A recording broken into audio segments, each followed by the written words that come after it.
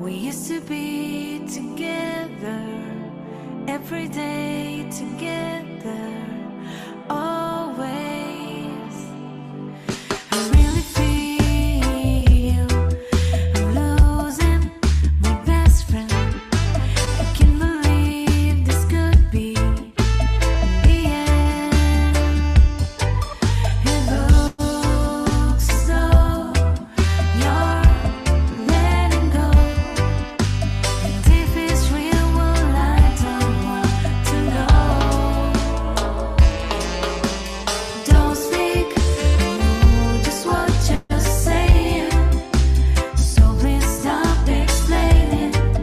Don't tell me 'cause it hurts. Don't speak, I know just what you're thinking. And I don't need your reasons. Don't tell me 'cause it hurts. Our memories, well, they can be inviting, but some more altogether mighty, frightening. And as we die, both you and I, with my head in my hands and sit and cry. Don't speak, I know just what you're saying. So please stop explaining. Don't tell me 'cause it hurts. Don't speak, I know just what you're thinking. And I don't need your reasons. Don't tell me 'cause it hurts. It's all ending. Gotta stop pretending who we are.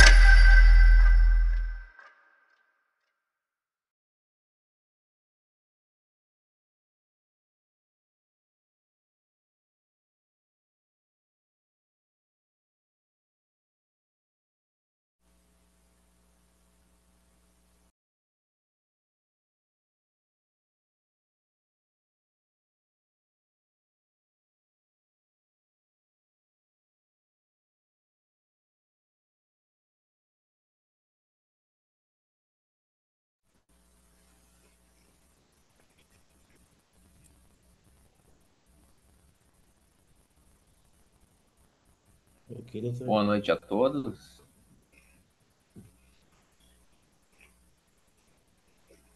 Uma satisfação estar nesse nosso Amib no ar com os componentes do nosso comitê de humanização para fazermos essa atividade de hoje sobre entre algoritmos e afetos, humanização e UTI na era da inteligência artificial.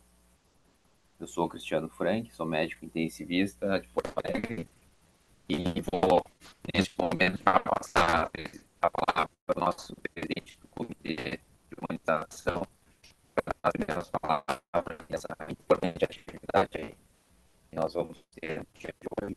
A gente tem esse grande investimento da inteligência artificial, vários recursos, né?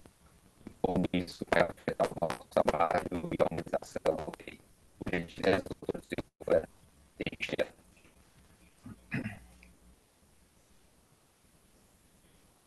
Boa noite a todos. Agradecendo aí ao convite para participar de mais um Amigo no Ar, juntos aqui com o nosso Comitê de Humanização. E nós vamos falar, como o Cristiano já comentou, sobre humanização em terapia intensiva nessa era da inteligência artificial, né? Como é que a gente vai aliar humanização e tecnologia, né? Então, nós trouxemos aqui opinião, vamos trazer aqui opiniões de uma equipe bem entrosada aqui. Então, a doutora Cíntia vai falar aqui do point of view da fisioterapia, a doutora Sabrina da enfermagem, doutora Fernanda da psicologia e doutora Carol vai falar sobre a percepção da fonoaudiologia, né? Então, pessoal, a tecnologia ela veio como uma aliada, né? E nessa de inteligência artificial, que tudo a gente vai lá no chat GPT e dá uma perguntadinha o que que ele acha de uma humanização dentro da UTI, né? Eu fui pesquisar para perguntar para ele o que que ele achava, então ele disse, ele me mandou uma pergunta interessante. Na era dos algoritmos, quem é que segura a mão do paciente, né? Então eu pergunto aí para vocês, quem é que segura a mão do paciente na era dos algoritmos? Tem lugar para alguém segurar essa mão? E parece que sim, né? Porque a humanização, ela parte do princípio da humanização, da comunicação clara, da presença da família dentro da UTI, do respeito à dignidade, à subjetividade, né? A presença do cuidado paliativo, a escuta ativa, né? E a IA, ela vem com o objetivo de ajudar a gente como uma ferramenta para nos poupar tempo em algumas coisas que a gente então vai aproveitar esse tempo para demandar para o cuidado com o paciente, para o beira-leito, né? Então, existem várias experiências concretas aí de projetos exitosos, né? Tanto na questão da inteligência artificial para atuar na questão da arquitetura da UTI. Estava lendo um trabalho ali do Intensive Care, falando sobre. Eles pegaram duas salas de UTI, fizeram uma modificação estrutural com a opinião dos familiares, arquitetos, engenheiros e médicos, e ali fizeram uma sala com um nível de redução de ruído, com uma iluminação baseada em ritmo circadiano, em um piso tátil, a presença de janelas com paisagem de realidade virtual, né? E com isso conseguiram reduzir ruído na UTI, delírio, os monitores eram parametrizados para alarmarem de forma sistemática, né? Então, assim, são coisas que a gente sabe que, apesar de estarem aí passíveis de serem utilizadas, também geram um certo custo, né? Mas é uma realidade essa questão arquitetural, essa questão estrutural que a gente pode trabalhar, né? E uma coisa que é interessante que a gente tem que pensar é aquela questão da inteligência artificial substituir o médico, né? E aí ele até comenta que em algumas situações, quando você está falando de áreas mais exatas, né? É, por exemplo, como a radiologia, existe um risco de que a IA ela possa realmente tomar uma boa parte desse nicho de cuidado, né? Porque elas fazem avaliações de imagens com fidedignidade impressionante, né? Mas algumas coisas, como por exemplo, a confiabilidade, eu li um artigo interessante que falava sobre isso, a questão da confiabilidade da IA, né? Assim, ela nos passa informações confiáveis, mas a gente pode confiar na inteligência artificial propriamente dita, né? Então, assim, a informação é confiável, mas a IA é passível de ser confiada, né? E aí existe uma teoria da boa vontade, que é a teoria de Annette Baer, que ela fala que para você ter confiança, você tem que partir por três eixos. Você ter ausência de má vontade, né? Agir sem intenção de prejudicar, né? Ninguém sabe se a máquina vai chegar a isso. Ter sentimentos amigáveis, né? De empatia, de cuidado e responsabilidade com a dependência alheia, né? Saber que o outro depende de você, ser empático com o outro, né? Então, o que que ele sugere? Que essa inteligência artificial ela seja funcionalmente confiável, mas que ela ela não vai ter emoção, não vai ter essa parte do emocional. E isso ninguém vai tirar da gente, né? Essa questão da mão, do apoio, né? E isso aí é que é uma parte importante do contexto. Outro trabalho que eu vi bem interessante foi sobre monitorização, né? A gente sabe que os monitores eles são bem poluídos, com muitos números, né? E aí ó, existem alguns trabalhos para a utilização de forma intuitiva de avatares, né? De forma mais lúdica, onde você vê a frequência cardíaca do paciente E ele caracteriza ali em vermelho, laranja e verde, né? Numa estratificação de risco, né? E aí tem esse viés de que não, ela não passa números tão reais, mas, por exemplo, no própria avaliação de água transpulmonar do pico, por exemplo, você vê quando você está precisando melhorar débito cardíaco, quando você está melhorando, quando você precisa tirar mais volume do paciente, né? Isso você avaliando ali de forma intuitiva uma figura. Então, assim, eu vejo como uma grande ferramenta de grande utilidade para todos nós, né? Na realidade, ela não vai substituir o homem, né? Mas vai nos auxiliar em muito. Por exemplo, hoje em dia, se você pegar um artigo que você está querendo ler e está sem tempo, mas quer ter uma visão geral dele, você vai ali no ChatGPT e diz assim, por favor, resume esse artigo para mim. E aí, em segundos, aquele artigo está ali resumido para você, né? Ou então você quer pegar um capítulo de um livro, quer criar um fluxograma, quer criar um algoritmo, você bota ali e aquilo está pronto ali na hora, né?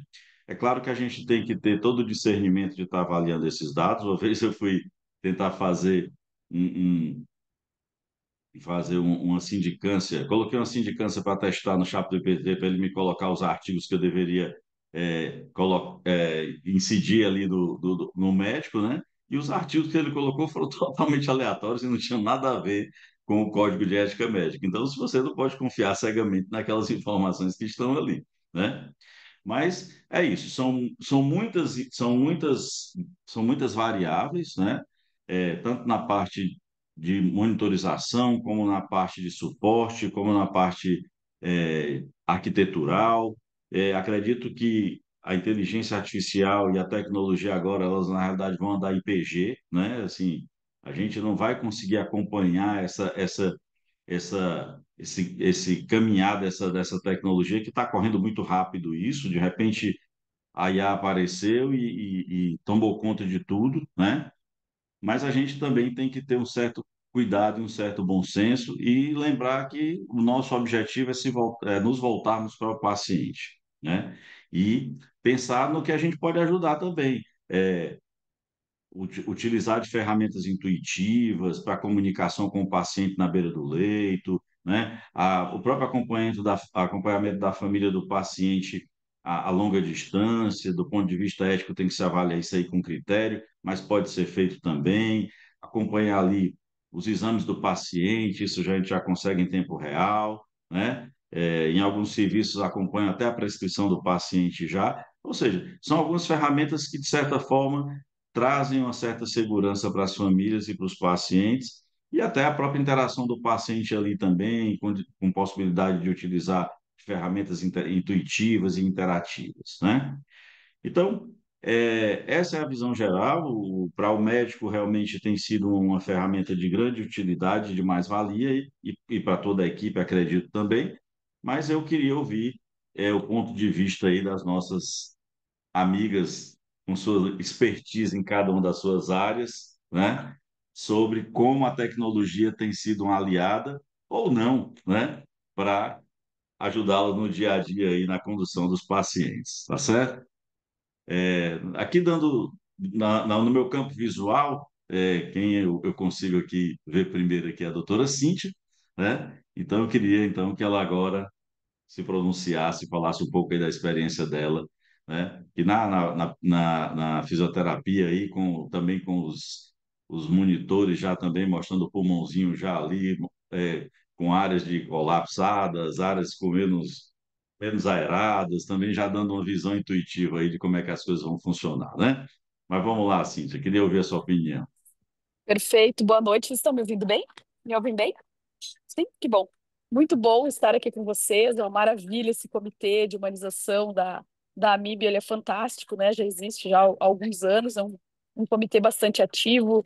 Os webinários sempre muito com temas bastante relevantes. Obrigada à AMIB, né? Cumprimentando aí o Cristiano em nome da DE pela oportunidade de nós estarmos aqui juntos e agradecer, como sempre, a Gislaine, que sempre nos bastidores nos ajudando e tentando alinhar tudo, e a quem escolheu a trilha sonora, adorei, viu? Eu tava já esperando aqui com a musiquinha, né, Fernanda? A gente gosta de uma musiquinha, então tava ótimo. E eu acho esse assunto super pertinente, né? doutor Zilfran sabe, as colegas também, tenho me envolvido muito com a inteligência artificial já há alguns anos e agora, como bem comentado pelo doutor Zilfran, deu um boom, né? Porque ela começou a entrar em tudo. É mais ou menos essa sensação que a gente tem, né? Nossa, tudo agora virou inteligência artificial. É uma ferramenta, né? Uma ferramenta que veio para contribuir para todos nós, eu acho que diferentemente em cada área, mas com benefícios em todas as áreas de atuação, independente de ser na área da saúde, que nos economiza, como bem colocado, eu acho que muita questão de organização e de tempo. Então, ela tem uma aplicabilidade vasta para nós na fisioterapia, assim, como em outras áreas. Uma delas é na área de gestão, que, sem sombra de dúvidas, como bem comentado pelo doutor Zilfran, ele economiza um tempo na questão dos algoritmos que a gente pode construir, ou dos prompts que a gente chama, né, que são aquelas máscaras que a gente cria para a inteligência artificial nos ajudar, por exemplo, na montagem de um protocolo, de um fluxograma, ou mesmo na revisão. Eu, por exemplo, uso muito, hoje em dia, eu uso algumas ferramentas, eu gosto bastante do ChatGPT, o 4.2, eu ainda uso, né, o pago, não o free, porque o free ele é muito limitado.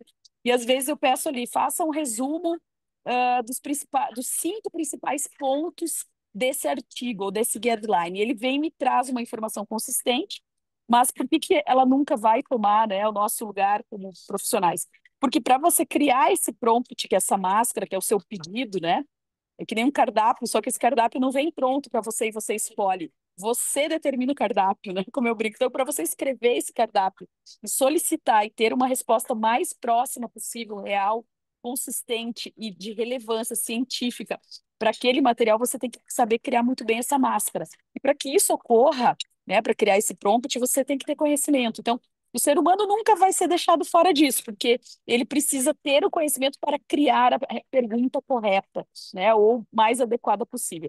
E além disso, para que existisse essa questão da inteligência artificial buscando todo esse material, esses dados, foi necessário que alguém tivesse construído, né, o conhecimento. Então, os artigos científicos, os capítulos de livro, tudo que já tem.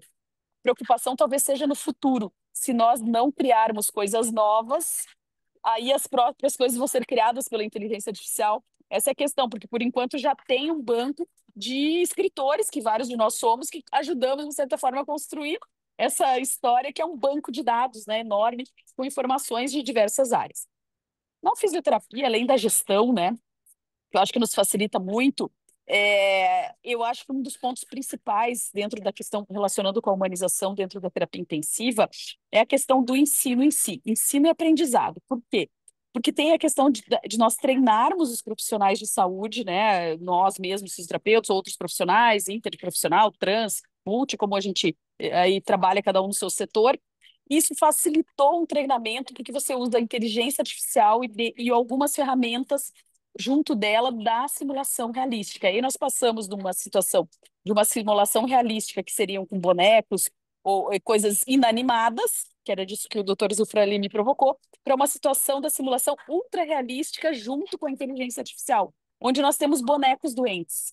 Por exemplo, hoje nós temos um boneco doente, pediátrico, adulto, que ele já tem as doenças nos diversos compartimentos, cérebro, tórax, abdômen e, obviamente, dentro do tórax, aqui envolvendo o coração e pulmão. E você consegue aí treinar a equipe com uma situação muito próxima do real. E vários trabalhos foram publicados agora de 2023 para 2025, mostrando que aumento da produtividade das pessoas após esses tipos de treinamentos, independente se é na área de fono, de físio, de enfermagem, psico, da área médica, e às vezes em conjunto, às vezes uniprofissional, ele amplia o leque do profissional para que ele consiga objetivar. Tu vê que parecem coisas antagônicas, mas não são. Ele amplia o leque daquele sujeito para ele focar num objeto. Então, por exemplo, se ele vai estudar só hemorragia intracraniana, ele tem aquela simulação num boneco doente. Inclusive, o último trabalho agora de 2025 publicado, ele mostra o trabalho da equipe multiprofissional para tentar humanizar a equipe e inserir a família na morte do boneco. Então, tem uma simulação onde o boneco é quem morre, não o paciente. Isso cria uma sensibilização e um treinamento da equipe. E, teoricamente, a família avalia isso num trabalho grande, mostrou que 70% das famílias se sentiram mais incluídas quando elas passaram por esse tipo de simulação ultra-realística com a inteligência artificial junto, onde mostrava também para eles o passo a passo do que deveria ocorrer, por exemplo, num paliativismo. Então, começa a trazer como ferramenta auxiliar para que você consiga chegar no teu objeto, que seria trazer aquela informação clara para a família, com menos sofrimento. Do ponto de vista da fisioterapia em si, como reabilitação, a gente usa muito dentro da simulação realística e com a inteligência artificial junto agora, uma ferramenta que se chama a realidade virtual. Então, você emerge o paciente na realidade virtual, onde simula um ambiente, e isso propicia a reabilitação sem ele necessariamente receber uma ordem de levanta o peso, baixa a mão, que seriam coisas mais óbvias e cansativas, visto que mudou muito o perfil também depois da pandemia, especialmente dessa digitalização das pessoas. Então, se a gente também não usa dessas ferramentas de inteligência artificial, realidade virtual, você não consegue hoje, numa reabilitação, principalmente daqueles pacientes de longa permanência, uma adesão tão grande. Então, os estudos mostram que melhora a adesão quando você tem. Outra coisa é, dentro da realidade virtual, a gamificação. Então, você premia o sujeito, ele ganha estrelinhas se ele fizer isso, fizer aquilo. Isso pode acontecer para o paciente ou no treinamento da equipe. E muito bacana, foi um trabalho do Einstein agora, eles fizeram com os residentes para treinar por realidade virtual com inteligência artificial, comparando aqueles com um instrutor, veja que interessante, e aqueles sozinhos, só com a inteligência artificial e tudo mais. Obviamente que tudo aquilo foi montado por um instrutor, por um professor, ele que montou esse escopo. Mas o aluno recebe tudo isso e ele vai estudar sozinho dentro daquele mundo virtual dele para algum procedimento, no caso, era reanimação cardiorrespiratória. E, comparativamente, eles usaram aí em torno de 49 residentes, a maior parte deles foi melhor no procedimento, pós-procedimento, se sentiu mais seguro pós-procedimento de, daqueles que fizeram sozinhos de forma autodidata. Tu vê que coisa. Aí a gente vai pensar assim, nossa, acabaram os professores, os instrutores? Não. Porque quem construiu o modelo foi o professor. Quem avalia aquele modelo e depois faz o debriefing com o aluno, que seria, no caso, estou falando aluno, equipe, né, da multiprofissional da UTI, é o instrutor, é o professor. Então tem uma cabeça ali por trás, não é só entrega. A mesma coisa para a família. O que é uma UTI? Então, o ambiente virtual com inteligência artificial ensina para ele o que é uma UTI, o que é aquele ambiente, ele é avaliado e depois ele vai visualizar aquilo na vida real. Então, tem diversos pontos importantes da gente estar utilizando e não tem mais como pensarmos, né, que amanhã ou algum dia, né, ela já está conosco, né, ela está entre nós temos que aprender a usar mais o tempo disponível para fazer isso que o doutor Zilfran falou, segurar a mão do paciente e tentar otimizar o tempo com a inteligência artificial dentro daquilo que for viável do seu contexto. Porque tem muita coisa gratuita, ferramentas gratuitas, não precisa ter grandes investimentos. Se tiver como fazer, melhor. Mas tem coisas que dá para a gente fazer, pequenas coisas que gratuitas que dá para utilizar também, seja na gestão, na reabilitação, na avaliação dos pacientes pela inteligência artificial. Eu não vou prolongar muito, porque se deixar, né, o tempo voa. Eu vou deixar a palavra para o próximo que me segue, tá bom? Obrigada, viu? Muito bom, excelente, Cíntia. E temos inclusive o Open Evidence, né, que é uma evidência robusta aí do Massachusetts, né? E dando continuidade então agora aqui, vamos dar a palavra à doutora Sabrina Pinheiro para passar agora a sua visão. Por favor, Bo- Sabrina, seja Boa bem-vinda. noite, gente. Tudo bem? Um prazer estar aqui com vocês, né? Com, com essa, com esse grupo, né? Que nem diz a Cíntia, um comitê super importante, né? Discutindo um tema que não tem como a gente, né, fazer o nosso serviço, trabalhar com o nosso paciente sem humanizar. E hoje em dia não tem mais, falar em humanização, e não tem mais como a gente não trabalhar, né? De mão dada aí com a tecnologia, com a inteligência artificial. Mas aí vocês estão falando assim, então, será que é só eu que tenho medo de inteligência artificial? Porque eu sempre quis ter uma Alexa. Aí um dia eu vi um filme, eu acho que eu sou meio apavorado, porque eu olhei tanto filme já, e aí eu vi um primo meu que conseguiu hackear e falar pela Alexa da minha tia. Eu disse, Jesus, eu não quero mais isso. Eu disse, será que é só eu que tenho medo desse bicho um dia, né? Então, assim, vocês estão falando e eu tô delirando aqui pensando. Cara, veio nos ajudar muito, né? A inteligência artificial, ela tá presente, talvez a gente não se dê conta que o que a gente tem dentro da terapia intensiva são as tecnologias, né? Algumas automatizadas, outras sistemáticas.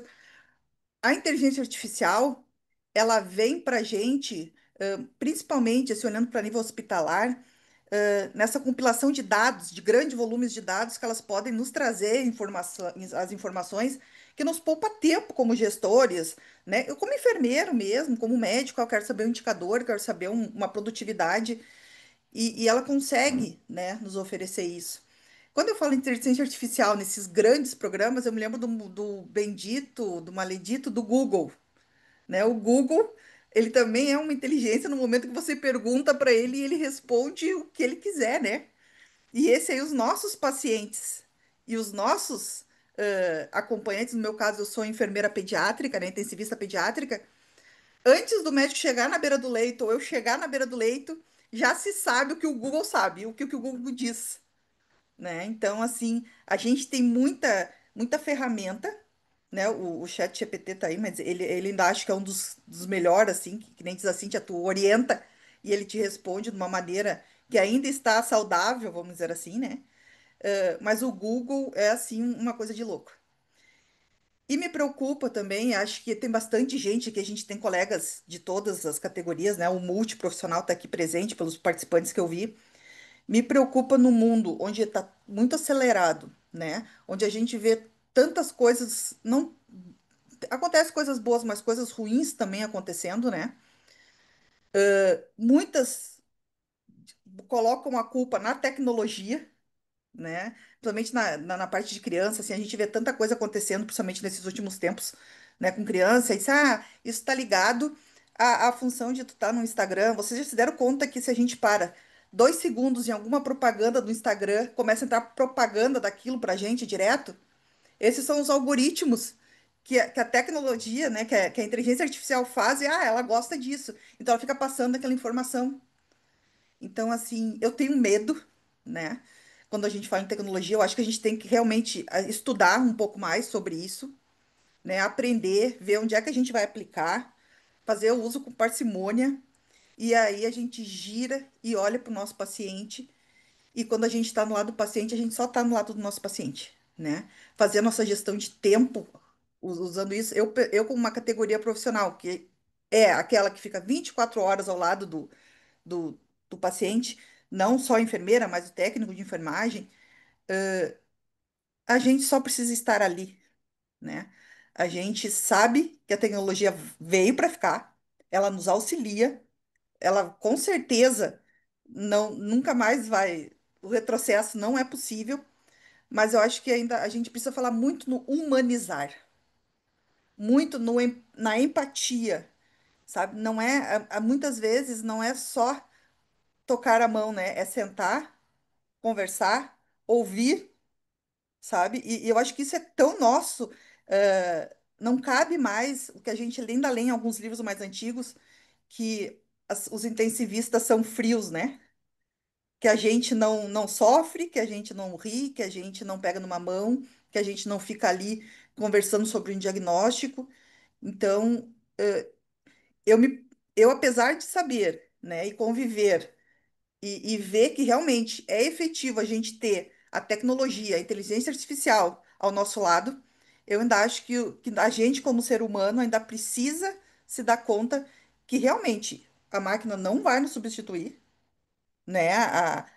Pode ser a inteligência mais enlouquecida que a Amazon, Apple, qualquer um pode fazer aí, se a gente não mantiver o básico, né? E o básico hoje em dia é relação, né? É sentar, olhar no olho e conversar. Então, assim, não sei, talvez os colegas aqui tenham essa percepção. Eu sou de Porto Alegre, aqui no Sul, trabalho num hospital pediátrico, onde todo mundo sabe que existe inteligência artificial, mas a gente ainda está muito agarrado, né, no sentar na beira do leito e ficar segurando a mão. Então, assim, eu percebo que chegou, mas ainda não é alguma coisa assim apropriado dentro da assistência. Talvez centros maiores, mais tecnológicos, né? Isso seja muito claro, como o próprio Zilfran já falou, de monitores, né? De última, com cores diferentes, que a gente sabe que não é a realidade de, sei lá, 70% de UTIs do Brasil. Então, mas está aí, né? mas a gente precisa lembrar que a gente só é um ser humano no lado de outro ser humano. E isso eu quero enaltecer aqui e falar, porque o que que se percebe hoje? Que as pessoas não se dão conta disso. É muito fácil. Não é mais o paciente João, é aquele paciente que o monitor está estragado.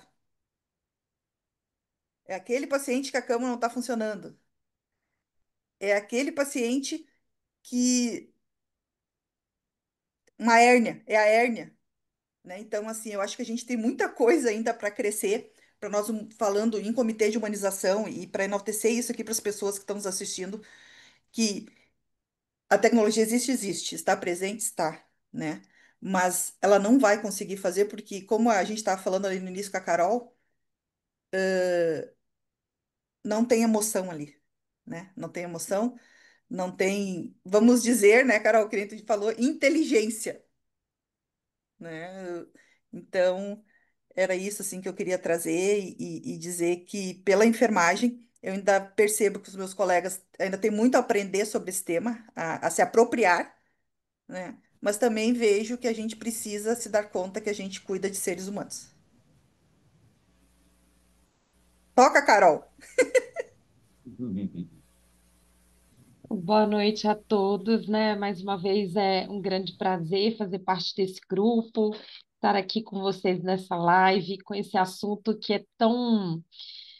Ele instiga, né? Ele é muito instigante, porque eu me vejo hoje uma pessoa que está se apaixonando pela inteligência artificial. Acho que quanto mais a gente conhece, mais a gente dá de frente com as maravilhas que ela pode trazer para a gente.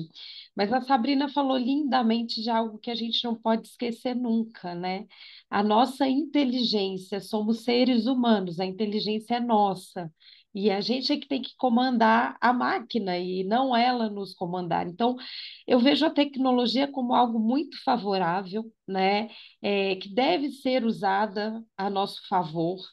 Então, dentro da fono, eu vejo muitas perspectivas.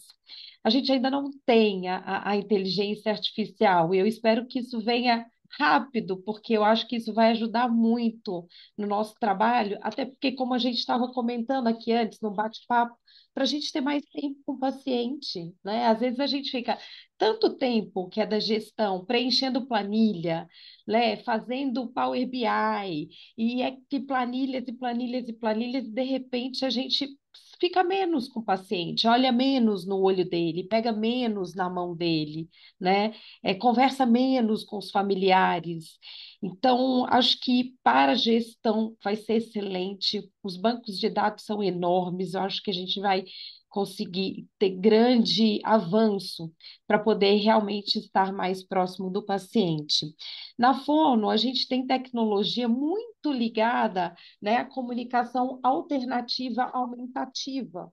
Então, principalmente na Covid, né, a gente viu o uso do tablet chegando dentro das UTIs, e eu acho que ele veio para ficar realmente. A gente tem aplicativos que são sensacionais, e aí eu falo, você auxiliar na comunicação de um paciente, por exemplo, entubado, consciente, ou traqueostomizado, ou com algum tipo de distrofia muscular que fique na ventilação mecânica, a expressar os sentimentos dele, a expressar os desejos, né? Isso é humanizar.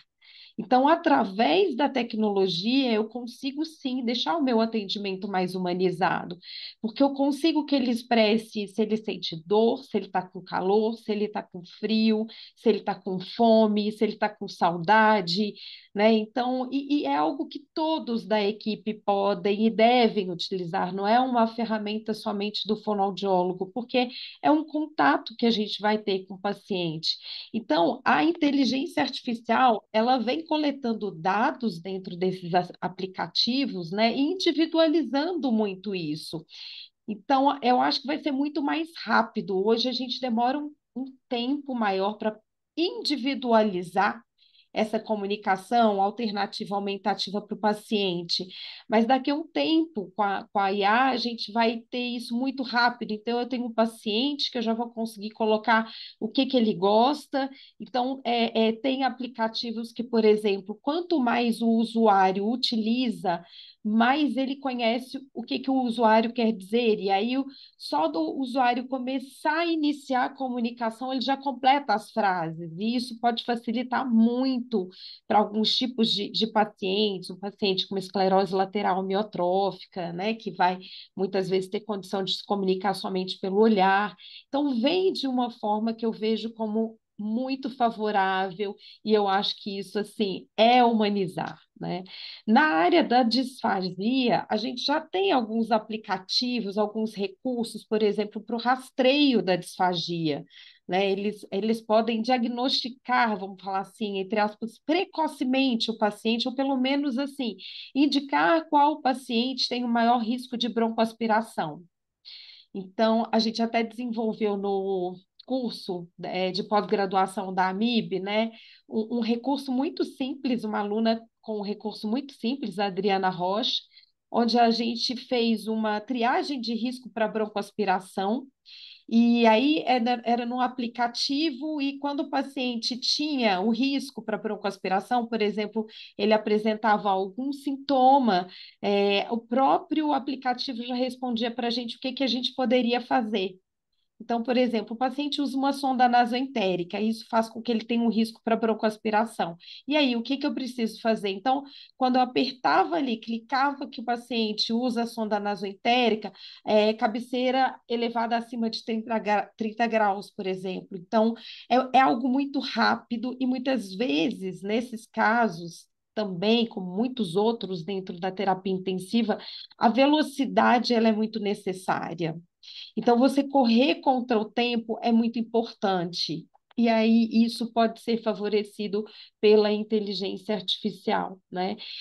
Mas é a mesma coisa. Às vezes, eu vou ter um algoritmo aí que vai me mostrar quais os pacientes têm um risco muito alto para broncoaspiração, mas talvez um desses pacientes que tem um risco alto e que, de repente, a IA vai falar assim, via oral zero, né? Seja o paciente cuidado paliativo, com desejo de se alimentar.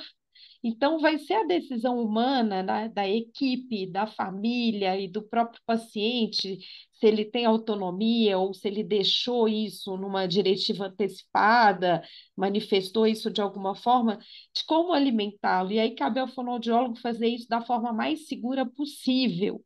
Então, a IA vai falar não, mas a gente vai se reunir e falar assim, não, peraí, porque isso pode ser individualizado. É, e por fim, né, os exames de imagem, a gente tem a videofluoroscopia da deglutição, então já estão sendo desenvolvidos aí softwares baseados na inteligência artificial, e eu acho que isso vai contribuir bastante num diagnóstico mais preciso, que às vezes o nosso olho humano não está tão bem treinado, às vezes um paciente aspira minimamente ali, pode passar desapercebido pelo profissional que está fazendo o exame, e aí a IA vai detectar, mas a presença do fono no exame é importante, porque se eu vejo que ele está aspirando, eu posso solicitar uma manobra de proteção de vias aéreas, e isso vai contribuir para que ele continue se alimentando com uma manobra, de repente. Então, acho que é um pouco disso, né? A gente utilizar os recursos a nosso favor. Eu vejo com muitos bons olhos, mas a gente vai ter mais tempo de repente para tocar na mão, para fazer um carinho, para estar ali perguntando o que você gostaria de comer, o que você gosta, o que você não gosta. Eu acho que isso a gente não pode perder. Tem que ter um cuidado para que isso não se perca e, pelo contrário, para que isso se torne cada vez maior, para que a gente tenha mais tempo mesmo. É isso. Fê, agora é sua vez, né? É que eu tô mutada. Acho que sou eu agora, né? Tava aqui ouvindo, né? Vocês, né, já colocando algumas coisas e adorei quando Sabrina trouxe. Tenho medo desse troço, né? Porque a inteligência artificial, de fato, né? Ela provoca fascínio e medo ou às vezes até pavor, né? Desse troço que a gente cria, né? Tem a ideia de que pode nos substituir. E a gente, desde pequeno, vê filme que as máquinas dominam o homem. Não só dominam, como querem tomar o lugar do homem, querem aniquilar o homem, né? Então, existe aí uma certa ambivalência de sentimento em relação a esse troço, que é interessante da gente pensar e que o quanto avançou rápido. Bom, ontem eu conversava com alguém e disse, 20 anos para mim, há 20 anos atrás, não parece tanto tempo.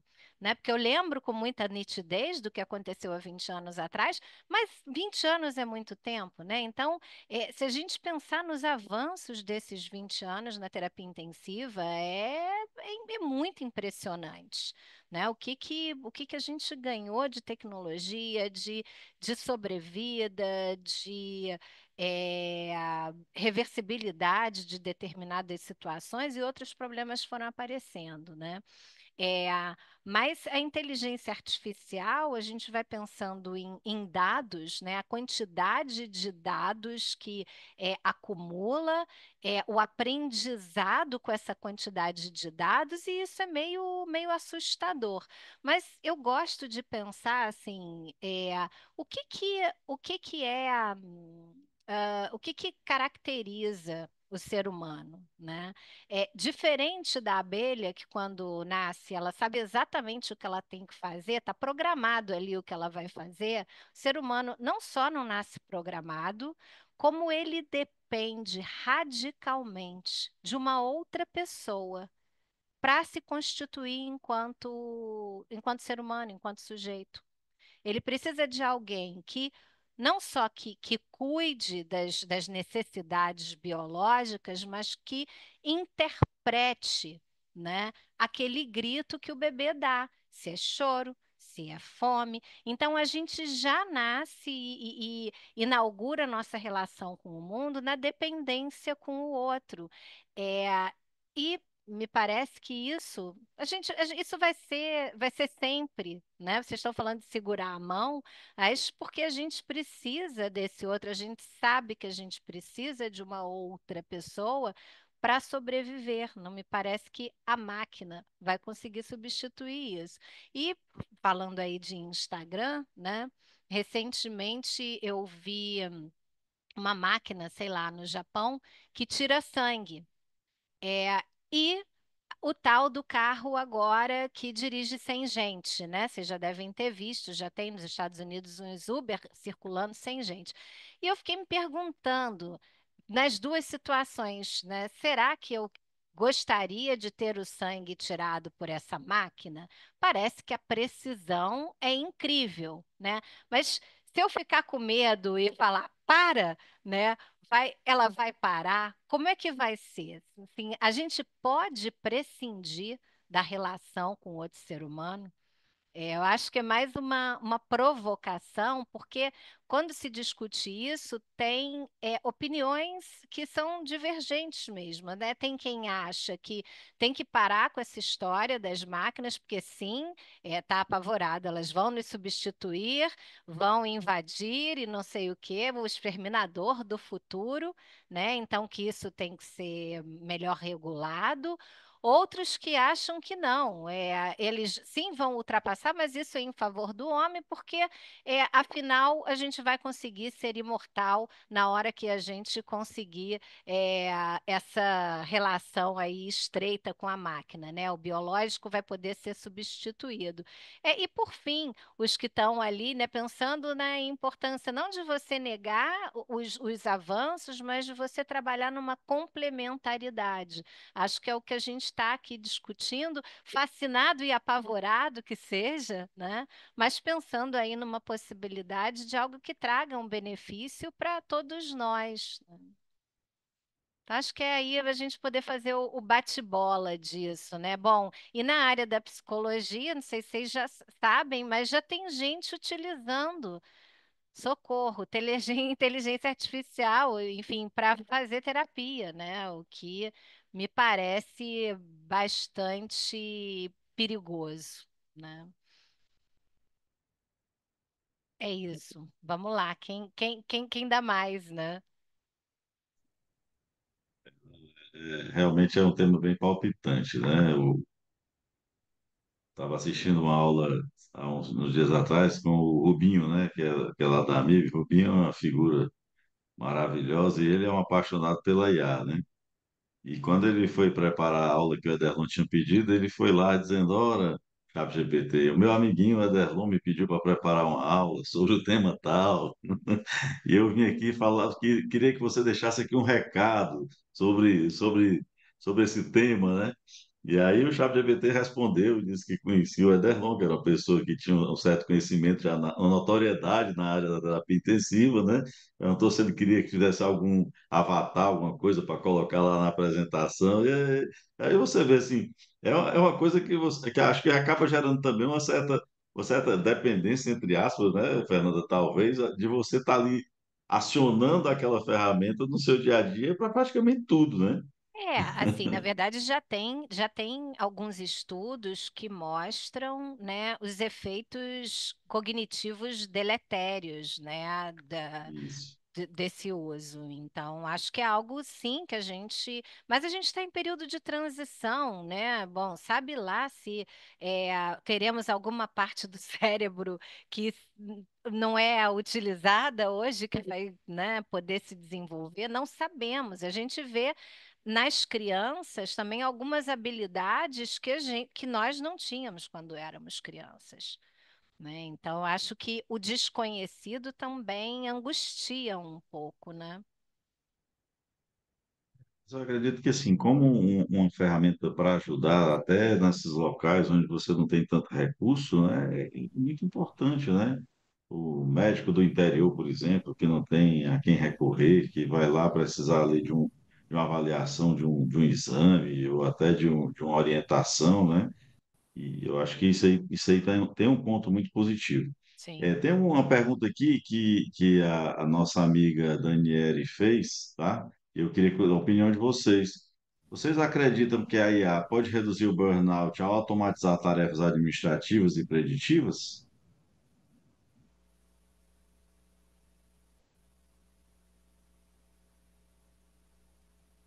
Vamos lá, quem vai?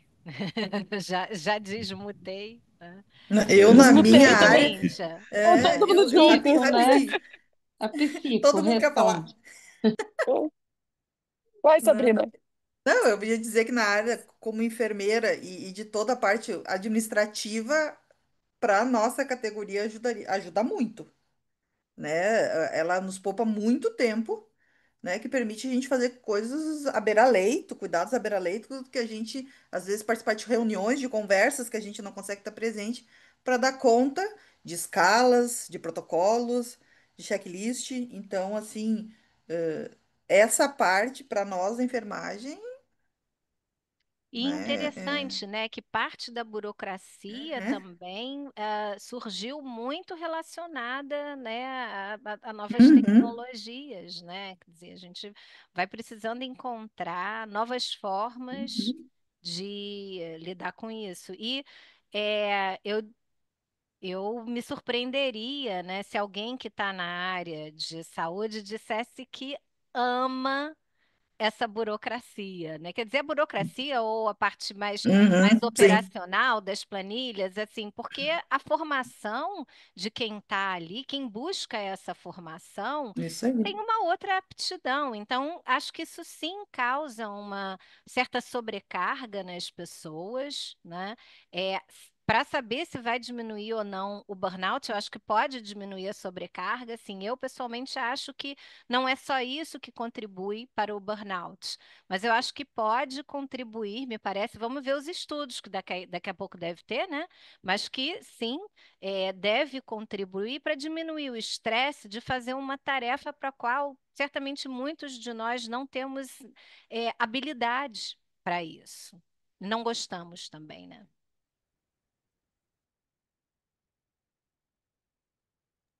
Exatamente isso que eu estava pensando ali, Fernanda, que você falou. o que os trabalhos mostram hoje na síndrome de burnout é realmente é multifatorial, mas tem a questão da redução da carga de trabalho com a inteligência artificial, que algumas áreas de especificidade ainda não foram estudadas. Isso é uma coisa que ainda está por vir. Tem algo mais generalista, né? Ou mostrando que o pessoal que realmente trabalha só com dados, que trabalha com TI, que daí mostra que diminui carga de trabalho e um pouco de burnout, porque diminui a carga de trabalho, não sendo o único motivo, né, da causa. Mas veja bem, nós em si, a nossa era, eu acho, né, ainda, né, ela não foi preparada para tudo isso, como bem colocado, e nós somos pessoas de contato no físico, nós da área de reabilitação, então mais ainda, né, que tocam muitos pacientes, e esse toque ele é importante também, mas entre questões também hum, de invasibilidade do corpo do outro, algumas questões também da reabilitação. Por exemplo, a MIB em Cena, em 2024, que nós fizemos em São Paulo. Foi interessante o pessoal que participou conosco ali, eles comentaram, nossa, o fisioterapeuta acaba ficando muito íntimo do paciente, né? Porque é aquela coisa do corpo a corpo. Você toca no outro, ele está com uma roupa ali de hospital. Então, esse toque com a inteligência artificial e alguns outros métodos de reabilitação pela realidade virtual, ele some um pouquinho. Ele não é que ele some total, mas ele diminui. E esses impactos a gente ainda não sabe, né? A gente sabe a questão de agilidade, algumas questões, de melhoria para o paciente da questão de cognição, de resposta, mas a questão da afetividade, talvez da humanização, requer ainda mais estudos. E isso é bastante interessante, né, para a gente chegar a evoluir. Agora, por outro lado, assim, se a gente olhar agora, hoje, esses sistemas de checklist, como bem colocados pela Sabrina, os checklists, é uma maravilha, você coloca tudo ali, coloca pela inteligência artificial, tem um modelo de predição, você faz um PIOS, um MIOS, qualquer score de gravidade, um SOFA, ou o que você quiser, e ele já vai te mostrar os sinais de alerta ali para aquelas situações do paciente, pode te economizar tempo e agilizar ações que talvez fossem mais demoradas e que para o paciente pode trazer melhoria no caso clínico. Do ponto de vista nosso de fisioterapia, de desmame ventilatório, tem vários algoritmos hoje, inclusive na não invasiva, eu estou desenvolvendo um que eu já coloquei aí um pouco em prática, algoritmos de desmame de suporte ventilatório. Alguns já dentro de aparelhos, né, de ventilação mecânica, e outros que não estão no aparelho de ventilação mecânica, mas em outros aparelhos que também trabalham com um certo nível de inteligência artificial. Por exemplo, a tomografia por impedância elétrica, ela tem um grau de inteligência artificial para ela poder fazer essas avaliação dos volumes pulmonares, etc., e te trazer ranges, né, de normalidade, por exemplo, de uma capacidade visual funcional de acordo com a doença. Outra coisa são esses aparelhos que usam de inteligência artificial para, por exemplo, controlar o grau de saturação de oxigênio conforme a FO2 do paciente.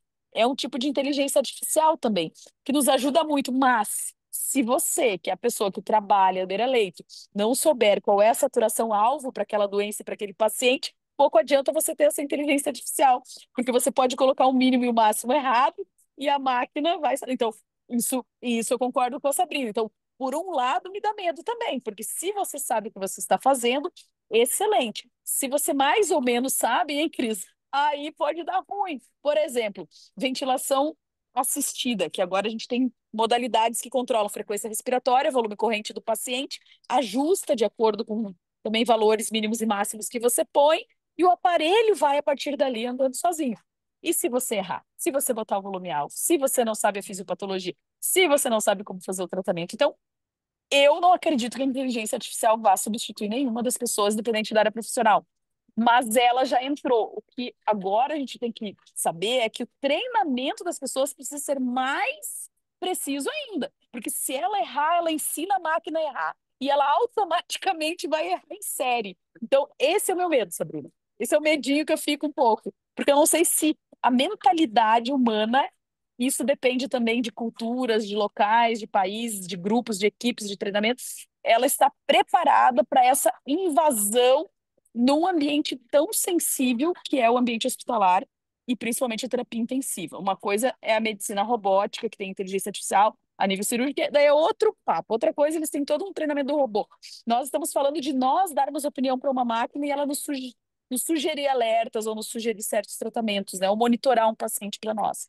Então, eu amo, sou apaixonada, eu sou daquele grupo Fernanda do entusiasta além, né? Super excesso de animação com a inteligência artificial, mas eu tenho meu pé atrás também no dia a dia, assim. Eu acho que é para algumas situações, outras nós não estamos ainda preparados. E aí, Cris, diz aí o que que os gaúchos estão pensando, apesar de eu e a Sabrina já termos falado. Não, vocês falaram muito bem. Eu não sei se vocês conseguem me escutar agora aí. Realmente estou com um problema técnico aqui que eu não consegui resolver. Maravilha. Nós temos várias questões aí que precisam de respostas, questões éticas complexas em relação até onde a gente vai com a inteligência artificial na UTI, na saúde, especificamente das nossas áreas, né? Mas outras várias áreas também têm essas questões, porque realmente a gente tem visto algumas coisas que podem levar por um caminho que, como vocês mesmos colocaram, pode ser muito perigoso, né? Mas do ponto de vista de humanização, entendo que a gente pode ter algumas tecnologias, não sei se a inteligência artificial vai ser uma que vai facilitar a humanização nas UTIs, né? Porque isso, muitas coisas vão ser, como o Zilfran e vocês também comentaram, várias de vocês comentaram, nós precisamos abrir a porta dos familiares para eles estarem dentro das UTIs, do lado dos seus pacientes, né? Ter uma comunicação e um acolhimento adequado. A Sabrina ressaltou, é isso, é estar do lado, é escutar principalmente e dar a mão, como a gente simbolicamente diz.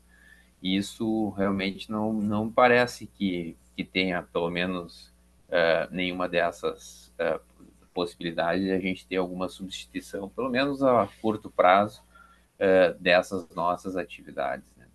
E tomar o cuidado apropriado e definir qual é o cuidado apropriado para o paciente, né? Mesmo que a gente tenha algoritmos e inteligência artificial sugerindo algumas coisas, acho que isso é uma tarefa, é uma atribuição dos profissionais e a humanização é fundamental que a gente mantenha aí viva essa chama nesse e continue nesses momentos aí em que a área da tecnologia vai crescendo cada vez mais, né? Na minha opinião, eu acho que nós profissionais, vamos continuar fazendo muita diferença. Tem um editorial que é Zilfran. publicado agora no Intensive Care Medicine, né? Falando exatamente sobre isso. Ele fala o seguinte: pare de perguntar se a inteligência artificial vai substituir o médico. Na realidade, comece a perguntar como é que ela vai transformar a sua prática, né? Então, assim, ela não vai substituir o médico, ela vai ser uma aliada, né? Ele fala em transformação ao invés de substituição, né? E aí ele traz uma visão interessante, porque, por exemplo, quando ele fala de matriz de tarefa, ele fala, quando você fala, por exemplo, do ponto de vista cognitivo e descritivo, a interpretação da radiografia é muito simples, a IA vai substituir o médico, né? Mas quando você fala de entubar ou de fazer uma escuta empática, ela não vai conseguir.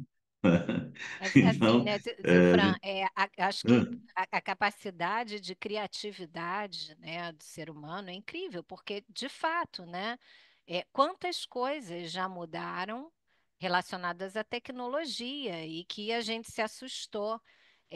Sei lá, a forma da gente lidar com os bancos, os estacionamentos, enfim, coisas de várias esferas da vida da gente, né? A vigilância, que a gente pode, o ser humano pode criar, né? Novos lugares, novas atividades, novas funções. Então, eu acho que a gente não deve esquecer dessa capacidade criativa do ser humano, né? E também, só pegando um Dani, gancho, Fernanda, essa capacidade de adaptação, porque a gente está escutando falar agora IA, IA, IA, IA, mas é algo que já acontece há muito tempo. A IA começou a ser desenvolvida na década de 80, né? E é lógico que agora a gente conhece isso como IA depois do chat GPT. Isso veio de uma forma para a gente que a gente se assusta, como a Sabrina falou, mas Sabrina, e o Waze? Que já existe há muito tempo, por exemplo, né? Então, eu acredito nessa criatividade, nessa grande capacidade de adaptação que a gente tem. E nós fazemos parte de uma geração que quer uma coisa, mas tem vindo outras gerações aí com comportamentos muito diferentes, que querem muitas vezes coisas diferentes. Então, será que eu acredito que para a gente o toque, o aperto de mão, o fisioterapeuta lá próximo, como a Cíntia falou, isso seja importante, mas talvez para umas gerações aí que vêm, a inteligência artificial vai ser o melhor, a inteligência virtual, né? Esses aplicativos aí virtuais, de exercícios virtuais, eles serão muito mais benéficos para essa geração que cresceu e que cresce aí com o celular na mão. Então, eu acho que a cabeça da gente vai mudar também. As gerações elas vão pensar de uma forma muito diferente da gente. A gente se assusta muito, mas se a gente parar para pensar, a gente já está convivendo com isso há algum tempo e está se adaptando a isso de uma forma maravilhosa, né? Muito bem colocado, Carol. É, a gente já consegue ver isso bastante na pediatria, viu? Porque eles estão nessa geração mais automatizada, e aí você chega às vezes querendo esse corpo a corpo, ou dar atenção, né? E eles, ó, a tia ou doutora, dependendo como eles se chamam, a gente pode jogar videogame. Não tem uma coisa mais legal para a gente fazer pelo celular, né? Aqueles, lógico, que tem comunicação, né? Os que estão entubados aí não tem nem realidade virtual, nem não virtual, é outra situação. Mas aqueles que têm já uma questão de poder se comunicar, eles já querem outras atividades. Ou então, também hoje nós temos um número de crianças, adolescentes e de adultos também com autismo, que eles não suportam o toque. Então, para esses pacientes, essa questão, a opção deles é essa. Eles optam por uma coisa que tem a ver com realidade virtual ou com inteligência artificial, porque eles não querem o toque. Então, tudo bem. Antes a gente talvez não tivesse tanta maleabilidade para poder usar essas coisas. Hoje tem mais ferramenta. Mas eu concordo com você. Nós temos uma criatividade, com você e com a Fernanda, uma maleabilidade, uma capacidade como ser humano de transformação. Por isso que é muito difícil a inteligência artificial também nos tirar dessa ou substituir o ser humano, porque quem consegue se adaptar tanto, né? É que o chat GPT ele trouxe a coisa da pergunta e resposta. Mas você falou muito bem, Waze, estacionamentos, nós aqui conversando, né? Tudo isso foi evoluindo durante o tempo e nós nos adaptando. A diferença é que o chat GPT ele veio para te dar respostas, mas ele inventa, como o doutor Zilfra muito bem falou, já me aconteceu.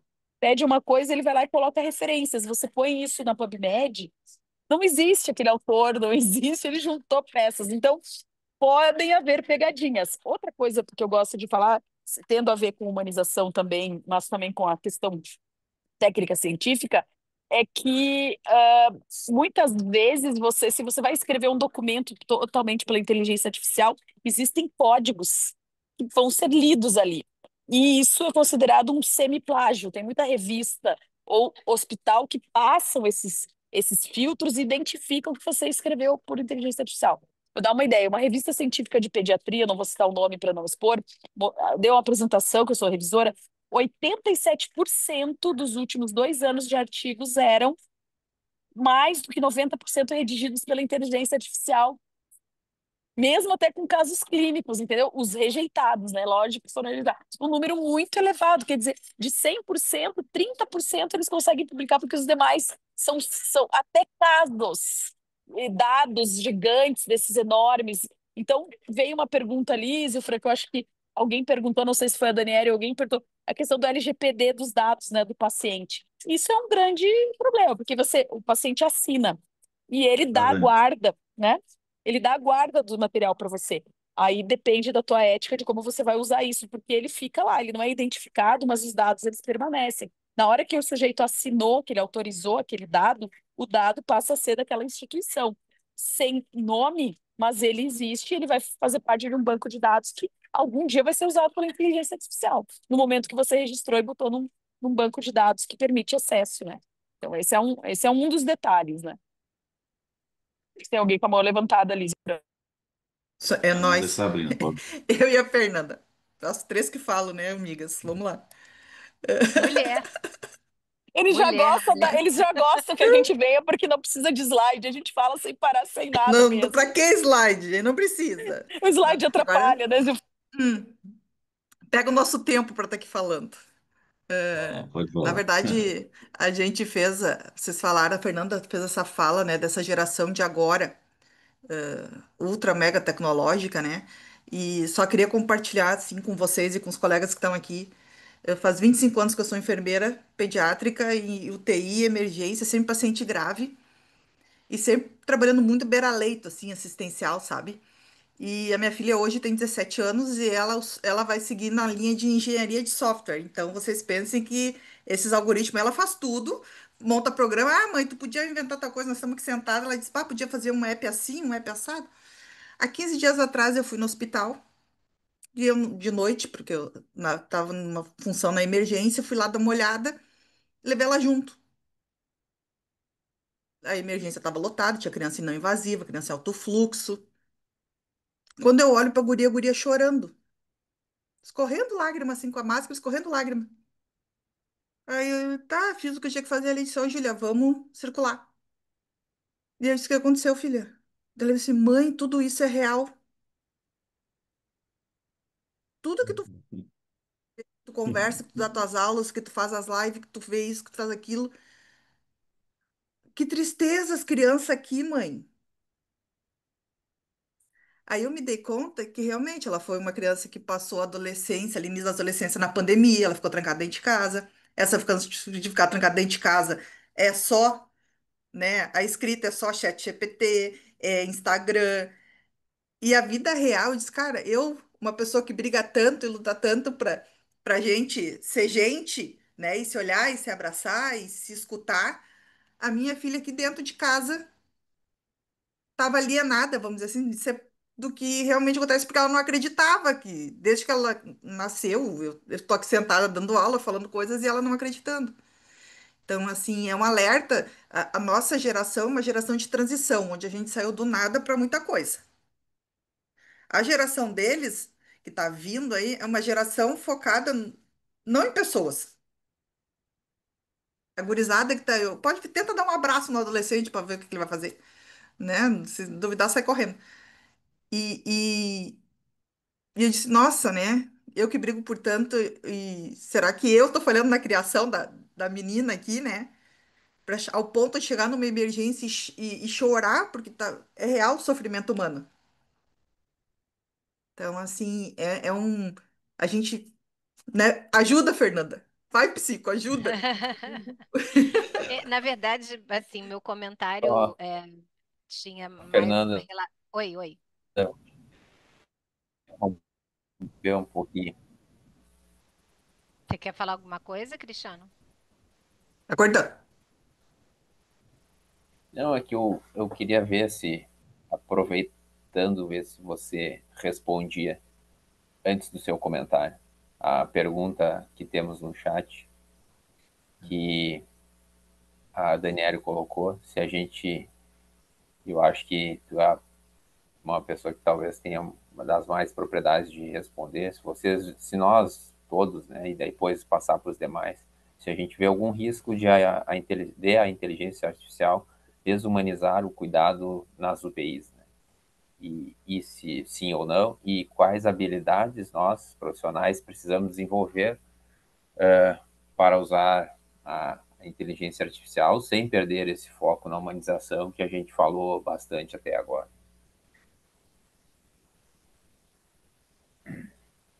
É comigo a bola? Sim, É? É? vai lá, É, Fernando. Então, é bom, eu boa. posso responder, obviamente, né, qual é a partir da minha experiência, enfim, do que eu entendo. Eu acho que o ser humano, ele tem uma certa resistência às mudanças. É, Então, se a gente pensar, vocês lembram o que que se falava do celular? E não sei se em algumas UTIs ainda falam isso, que não podia usar o celular no CTI porque afetava os monitores, a aparelhagem. Vocês lembram disso? A mesma coisa, sei lá, nos aviões, né? Hoje em dia, o próprio avião ali oferece o Wi-Fi, você usa, manda mensagem no avião. Quer dizer, algumas coisas, às vezes, que a gente tem como regras, estabelece como regras, mas que não se justificam.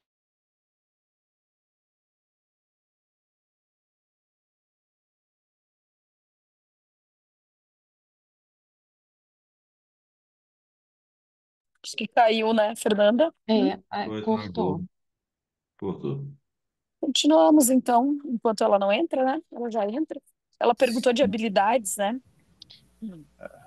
A Daniele. No meu ponto de vista, o que eu vejo aí, Dani, de primeiro, obrigada por tantas perguntas para nós aí, que bom que você está aí, né? Sempre bem-vinda. Eu vejo que das habilidades principais, que eu acho que não dá para a gente perder de forma alguma com ou sem inteligência artificial, e que contribui muito para a humanização, é aquela história nossa da empatia, né? E principalmente da comunicação, porque se você não se comunicar, vai, e tem que ter empatia. Daí, com esses dois, daí os outros vêm vindo juntos. Mas são as principais habilidades técnicas e não técnicas, né? Porque tem formas de você treinar tudo isso de forma técnica também. Eu acredito que sejam importantes. Não sei se algum de vocês gostaria de acrescentar mais alguma habilidade aí nesse sentido, para a gente não perder a humanização durante a inserção ou o soma, né, das atividades, ou de colocar a inteligência artificial como ferramenta. Cíntia, Eu eu acho que. Fala, fala, Carol. Não, eu concordo com a questão da comunicação, né? E nem é puxando a sardinha para minha lata, não, mas eu acho que ela é essencial, e até envolvendo a questão dos próprios profissionais. Quantos problemas a gente tem relacionados à comunicação, que vão desde eventos adversos até estresses que poderiam ser evitados, o burnout. Então, acho que é uma habilidade que a gente vai precisar de ter muita atenção, exatamente porque a gente está muito tecnológico, né? Então, como a própria Sabrina estava falando, né, essa geração que é muito celular na mão e que quase não se comunica, quase não conversa. Então, eu acho que isso sim é uma habilidade que precisa ser muito trabalhada, a gente precisa investir em cursos, né? Comunicação não violenta, isso é essencial. Zilfran. E aí um ponto que eu acho pertinente também, que eu estava até vendo aqui, porque, assim, na realidade, não acredito que assim, vai repercutir, vai. Mas são coisas que a gente consegue caminhar juntos, né? Assim, vamos utilizar a tecnologia para o nosso melhor desempenho, para que a gente possa otimizar nosso tempo, né? Porque o lado da humanização ele vai continuar ali. Mas a gente nota que esse tecnicismo ele tem afastado realmente o intensivista e a equipe de terapia intensiva do beira-leito, né? As enfermeiras são sobrecarregadas com protocolos, a equipe de físio também, todos nós temos aquele monte de planilha para preencher de papel. A gente até brinca que hoje em dia a gente tem enfermeza, né? Não tem mais enfermeira, né? Assim, não é culpa, é culpa, essa gestão engessou muito a gente. E acredito que essa tecnologia ela venha para ajudar em relação a essa questão, né? E ser um aliado e não uma coisa que a gente vá ter que se voltar totalmente para isso e esquecer do paciente. Mas era isso que eu ia falar, porque eu estou ficando velho, desculpe. O outro lado que eu queria falar é a questão de como a família recebe também essas informações, porque o ChatGPT não está só para o pessoal da área médica, ele está para todo mundo, né? E antigamente a gente brincava que era o doutor Google, né? Mas hoje a família já vem com tudo pronto, ela vem perguntar para você por que que a mãe dela, que tem uma neoplasia de mama com uma metástase de sistema nervoso central, não vai utilizar a droga tal que está indicada porque ela viu no Google, né? Então, é uma coisa que também a gente vai ter que trabalhar com muito cuidado e com muita atenção, né? E aí a expertise do médico ela vai está acima de tudo isso? Porque diz, olha, existe a indicação formal, mas existe a situação da sua mãe, existe a foto, existe o filme, né? Então, esse outro lado aí também é um lado que a gente vai ter que trabalhar com muito critério, com muito cuidado, porque às vezes o plano de cuidado já vem pronto de casa. E aí, assim, o que é que eu vou fazer, né? Cara, olha, para minha mãe, por que que você não indicou esse tratamento aqui que eu vi na internet e que é promissor, né?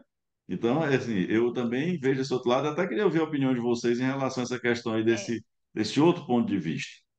Zilfrano, eu não sei que horas eu caí, que quando eu vi já tinha, eu acho que eu fiquei, porque não sumiu para mim, então não sei que horas eu caí, mas, bom, agora pegando aí a partir desse gancho, eu entendo assim, o acúmulo de conhecimento, ele não substitui a experiência. Você pode ter muito conhecimento, o acúmulo de dados, né? Ele não substitui a experiência. Você pode saber muito e não conseguir colocar em prática aquilo.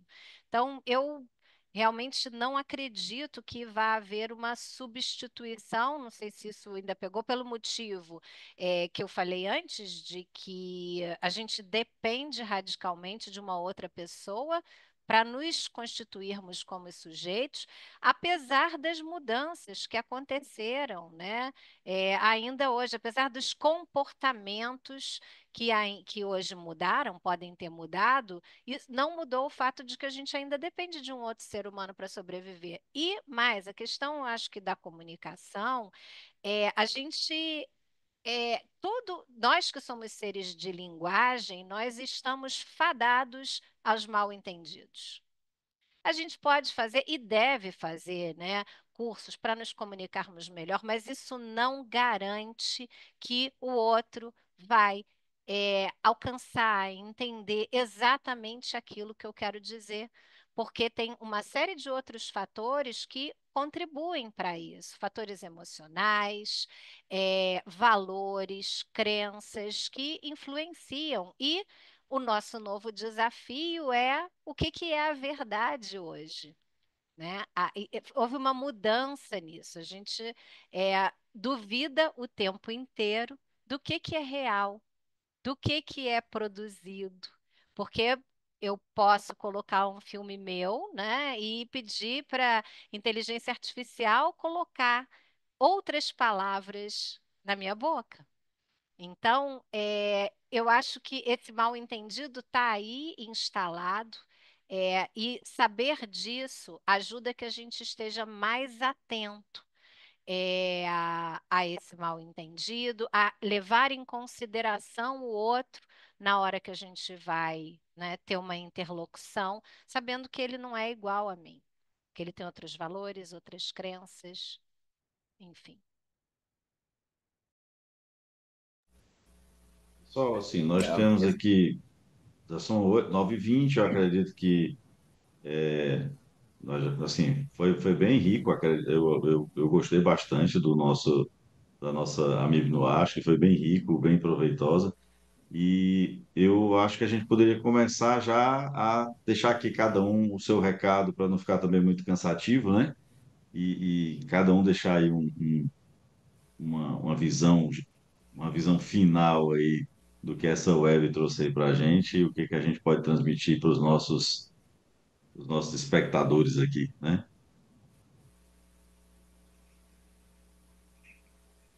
Já que eu levantei a mão, ia perguntar, Cristiano, você vai abordar aí a novidade que em breve a gente vai ter? Você fala sobre isso?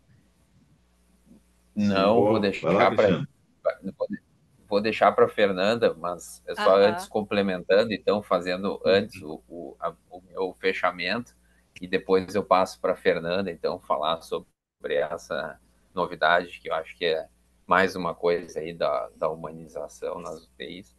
Mas as características, eu acho que a Daniele tocou num ponto fundamental e hoje eu vejo e a gente tem muita experiência, eu e o Fran principalmente, as meninas menos, mas nós temos muita experiência e o que a gente tenta transmitir para os colegas mais novos é que a gente precisa ter muita crítica ao olhar alguma informação que a gente recebe, seja ela de rede social, seja de um artigo publicado, seja de um retorno de uma IA, fazer uma leitura, algumas vezes até cética um pouco, mas sempre com uma crítica, porque o julgamento clínico e o atendimento das necessidades do doente e de sua família, a gente precisa para ser um bom médico, para ser um bom profissional de saúde, ser isso, né? Ter uma avaliação crítica de um resultado que um sistema de informação está dando para mim, de um monitor, de um resultado laboratorial, de tudo isso, né? E estar sempre aberto para as necessidades dos nossos doentes e de suas famílias, e cada uma tem as mais variadas e diversas necessidades, e todos são diferentes. E isso não pode a gente tratar todo mundo como um algoritmo, todo mundo igual, isso não pode ser assim. Então, acho que essas características aí para ser um bom profissional vão certamente fazer diferença cada vez mais aí na terapia intensiva. E vou passar a palavra para a Fernanda, então, agora. Obrigado e boa noite a todos. Bom, acho que no que depender de nós, né, que estamos aí trabalhando há algum tempo juntos e entusiasmados, a humanização sempre vai ter espaço na terapia intensiva, né? É impensável a terapia intensiva sem a presença humana, sem o calor humano, sem a troca, seja entre os profissionais, né? Porque entre a gente isso é importante, e isso, Daniele, você perguntou aí de burnout e tal, isso é um fator que é protetivo para o burnout, né? Uma boa relação, um bom vínculo entre as pessoas que trabalham, isso funciona como, né, um fator protetivo. O que eu queria trazer aqui, e que vai, né, no caminho da humanização, é uma parceria da AMIB é, com a LifeMap 101, uma plataforma bastante interativa sobre terapia intensiva, aberta para tanto para o público, né, especializado quanto para o público leigo, e que a gente está trazendo aí em breve o diário de UTI, que já vem se mostrando como uma ferramenta bastante promissora para auxiliar o paciente a preencher lacunas de memória, estudos que mostram um impacto disso, reduzindo os efeitos psicológicos negativos da internação e do tratamento da doença crítica. E então vamos trazer essa ferramenta, consideramos uma ferramenta importante aí para a humanização. Em breve vai estar aí funcionando para que a gente possa usar nos nossos hospitais. Iniciativa aí da AMIB. Obrigada mais uma vez pela parceria de todos. Um prazer estar aqui com vocês. E em breve a gente se vê no CBMI, né, gente? Fica aí o convite também para quem está nos assistindo.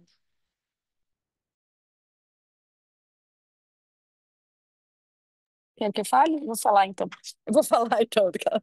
Primeiro, agradecer demais. Eu sempre aprendo muito com vocês. Muito gostoso a gente ter essas oportunidades, a MIB nos abrir portas para que a gente possa ter essas conversas conjuntas e para que a gente use a inteligência artificial como uma ferramenta na humanização no hospital, use com bom senso, lembrar que, né, grande parte da humanização é a questão relacionada com a comunicação, com a escuta do outro, com o toque, né, com a empatia, e que a gente não perca isso, né? E eu acho que nós não vamos perder, como bem falado pela Fernanda, dentro da terapia intensiva, porque é um ponto muito importante.